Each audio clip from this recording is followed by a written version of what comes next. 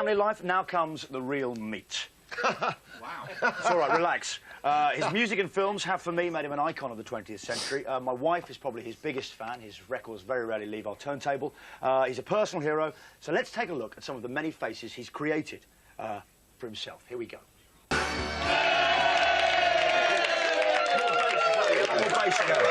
OK. David, thank you very much for being here today. Oh, it's great fun. That isn't the end of it, because, David, your new album came out recently. I thought I got off lightly. No, you haven't got off lightly. How important is it for you still to receive kind of critical and commercial success? Critical anything. Do you like... Is it critical anything? Yeah, critical anything. Is that important for you? Oh, yeah, I love it when it happens, but I live with it if it doesn't, you know, but you've got to, really. OK. Do you see how I paused for more?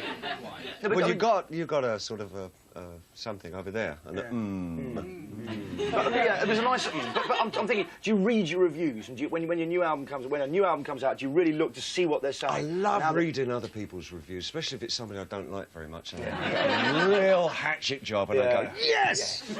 And then I go, no, gosh, this person's talking sense, and the next week they do it to you. David Bowie's out, oh, no, that guy just doesn't understand. Yeah, you know, really, he's got his own agenda. Yeah, it's classic.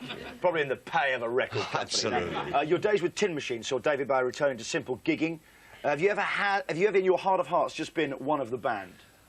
I used to like being in a band when I first started, because I was just I used to tootle about on the saxophone, be an R&B singer, and be in about 400 bands I was in before I actually started a solo career. 300 or 400 bands? 300 or 400 bands, none of which I can remember. Nice. It's a record. And I used to actually enjoy that process, but somehow or other I've got, you know, on my own. But so when did you start to be a solo artist? When did you stop being one of the band? When was that moment? When I found makeup. When you found makeup? Yeah, I think that probably, yeah, I couldn't stop it. You just loved it? I just got into it. And in those times, how did you go about... I devised characters, that's really... That's what I was going to just ask you about. That's really weird.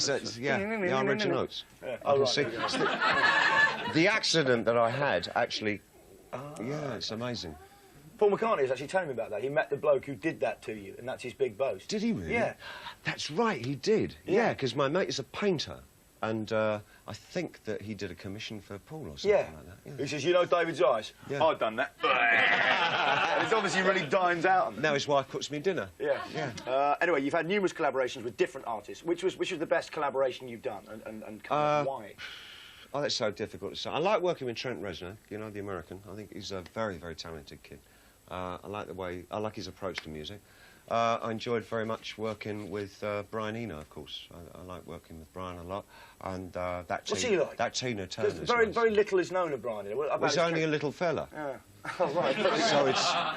What's he like? Is he a regular guy when you meet him, or is he quite eccentric? He's a very witty, funny guy. I think he's probably very studious, seeming to most people. Actually, he's got a wicked sense of humour.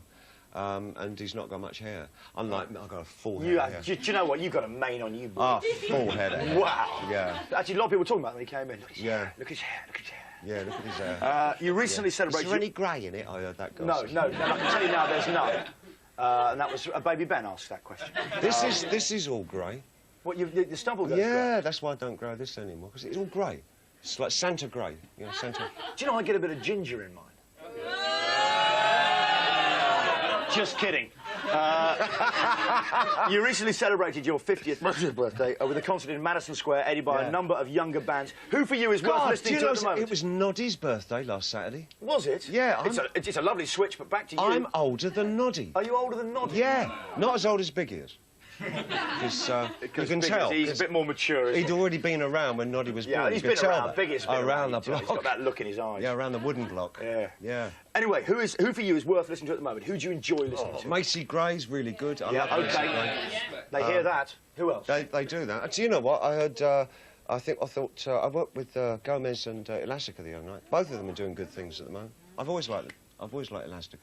Fun little band. OK, in The Man Who Fell to Earth, you played the role of an alien and an outsider. Yeah. Is this any reflection on your life and your career yourself? Do you feel like completely true to life. I used to. It's a very, very sad story. So let's start at the beginning. OK, let's start. Go on then. And, but I don't anymore. I don't anymore. Over the last 10, 15 years, I've really enjoyed being much more involved in life. And So now I'm all right now. Thank you, Doctor. Okay. But did you used to enjoy going out and sort of acting eccentrically and living the rock star thing? Were you reclusive? I never went out. I was very reclusive, and I'd stay on my own and just like create and do all that stuff and a lot of substances, and that was good enough life for me at the time, you know. But do you like going out? I mean, do you go out and about now? Yeah, I love going out now. I love taking the tube. Do you take the tube? Getting on at Green Park and seeing where I'll go. See what happens, because I've got no idea ever where I'm going. Well, I've no sense of geography whatsoever. Well, as long as you're in possession of a valid ticket, you can turn me around once and I'm completely lost. Do you know, I've got no sense of spatial relativity either, so that's a weird thing in common, isn't it? Yes. Do you get the thing where you go in a house, you go up the stairs, and you don't know what's going to be out of the window, you know, the geography of the house, what you're going to be looking at? I can never find the stairs again. Oh, right, you've done me. If I go upstairs, I'm there for the week. That's it. Unless you get the tube and you can get out. That's right. What does the future hold for David Bowie? Very little. I'm going to overlook... Very little, you know. Yeah. No, you know, no, I'm really happy, you know, and I'm, you know, hey, it's really good life, isn't it? Yeah. It really is. Well, I think you lead a good life, certainly. I'm fabulous. Do you know what? David Bowie, ladies and gentlemen, in the house.